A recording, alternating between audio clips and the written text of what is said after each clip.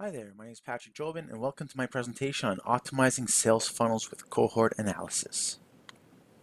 In this presentation, we'll be following the story of Amber. Amber owns a small B2B company. It's sort of a niche service with a long sales cycle and it's sort of a high-priced offering, very service-oriented. And she wants to know how can she sort of optimize her sales process to sort of make more money from her customers and sort of optimize her sales process in various ways.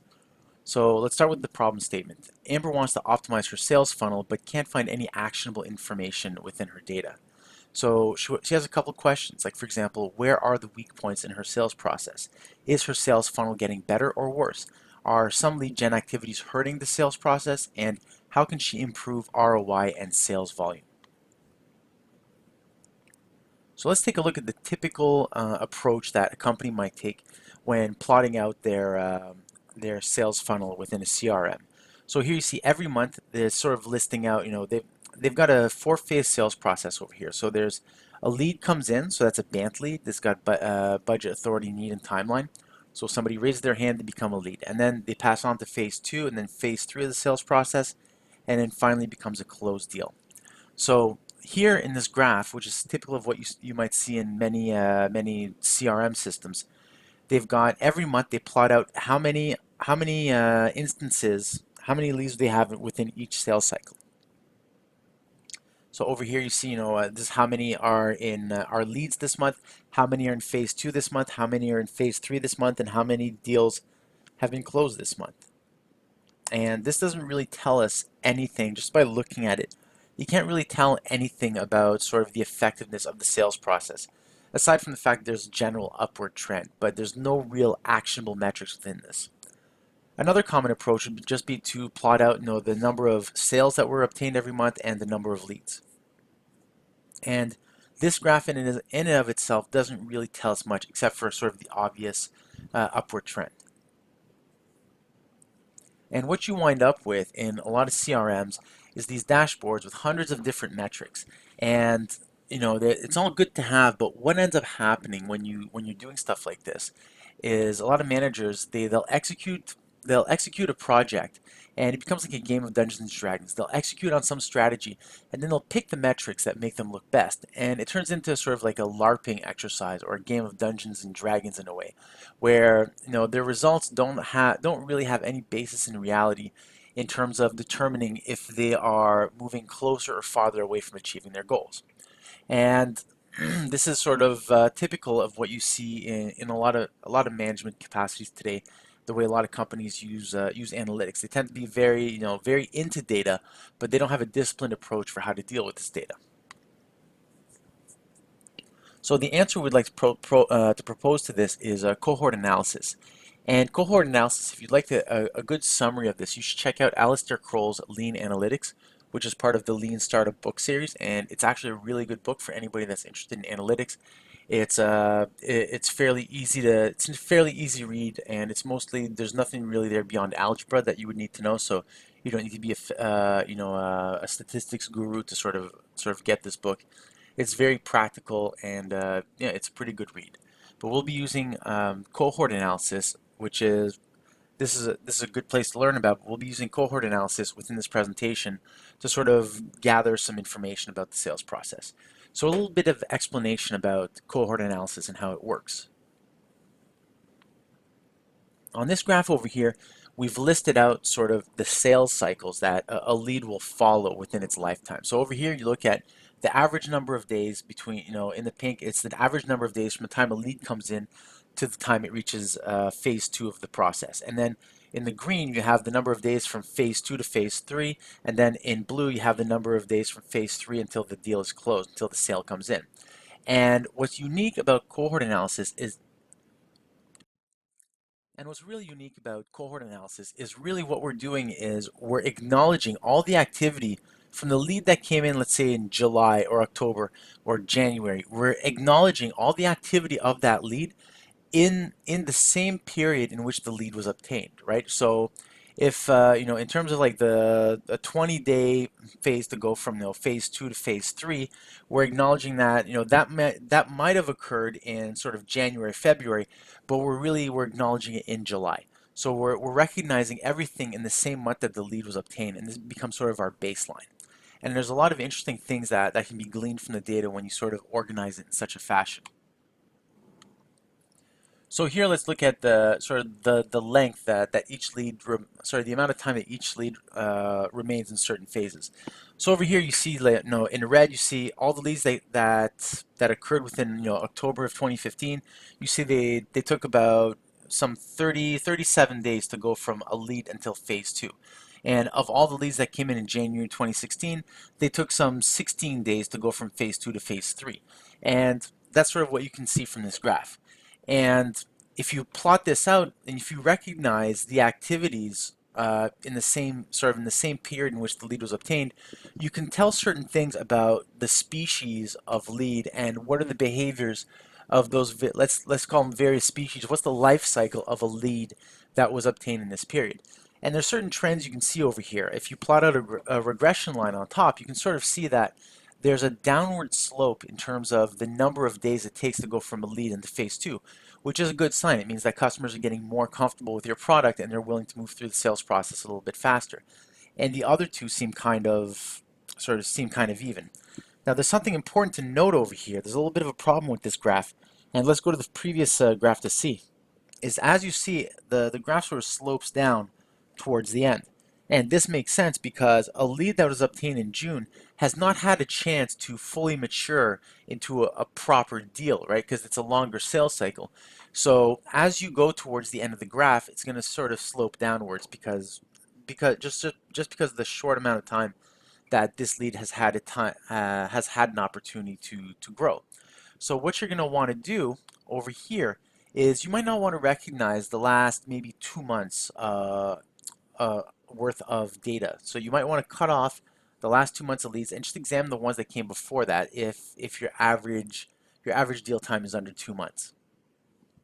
So that's what we're going to do over here. We're going to cut off the last couple months, and now what you're going to notice is there's something a little bit different. So you notice that the time to go from a lead until phase 2 is sort of dropping, which is good, which means that your product is becoming a little bit more well known, or maybe a little bit more commoditized, and people are getting a little bit more comfortable jumping through these hoops and jumping through the sales cycle.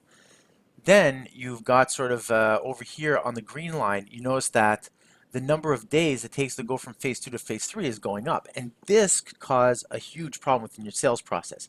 Because the longer the sales process, the more risk there is. That's where it comes into play that the deal might not follow through. The buying temperature of the client might be going down.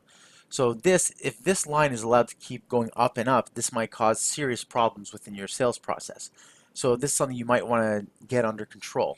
That's something that you might want to attack.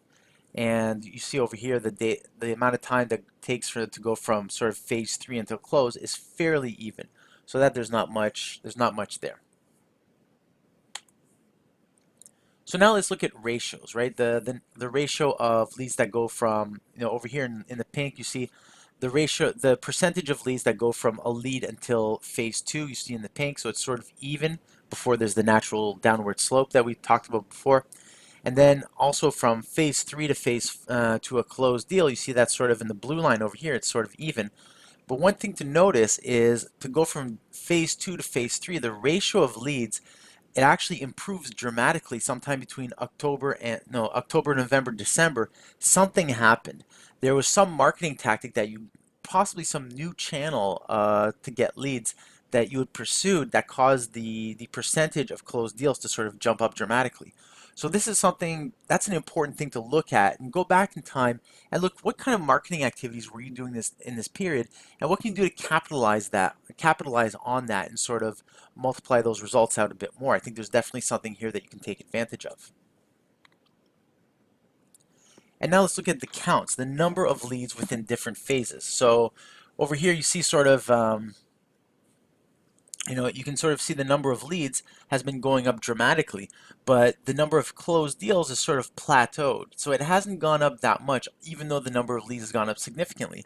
So this might also indicate a major problem within your marketing process, especially if you're paying a consistent cost per lead. So the cost per lead is remaining the same, or even maybe even increasing, but the number of closed deals is not rising to follow suit. So this is something to take a serious look at and maybe consider what's going on here. Maybe there's a certain percentage of your leads that don't have a possibility to convert well. Maybe this surge of activity that caused this spike, maybe it was sorry, it was maybe it was a poor decision. Maybe that wasn't the right tactic for you to be using, because obviously whatever customers have been coming in through this process, they clearly don't have such a strong interest in sort of doing business with you and actually closing the deal. So that might be something to look at. Now, that's just a few ways that you can use cohort analysis. Now, over here, obviously, there's other metrics that you can look on. We've looked at counts, we've looked at percentage, we looked at number of days in the sales process. You can also look at things like cost per acquisition. So for each stage of the sales process, how much are you spending to get each person in that sort of stage? And that's something that you could look at. Another one is lifetime value of the customers. So you could sort of plot it out by lifetime value. There's a number of different metrics that you can use cohort analysis for, and each time you're going to find something really interesting that you can sort of take into your marketing your marketing plan. You can make adjustments. You could sort of growth hack your company and squeeze out the waste and sort of drive growth within your company. And another interesting factor about cohort analysis is you can think of it like the barrel on a camera, right? You can focus it. So right now the baseline that we've set was the date at which the lead was acquired, which is a good baseline to set in general. But you can set it at different stages of the funnel, and different characteristics of the data might come into focus when you do this. So it's actually a really useful tactic in that sense. And it's really good for exploratory data analysis. And it might also help to ask specific questions in order to sort of optimize your cohort analysis. For example, you might want to put a limit on how many days someone could be within your sales funnel. So for example, how many people enter each phase within X days of becoming a confirmed lead. And why would you want to do that? It's because, if a lead, on average, leads take about 2 months to sort of convert to an opportunity, but you've got a few that take 5, 6, 7, 8 months, that could end up skewing the data, right? Remember that downward slope we're talking about.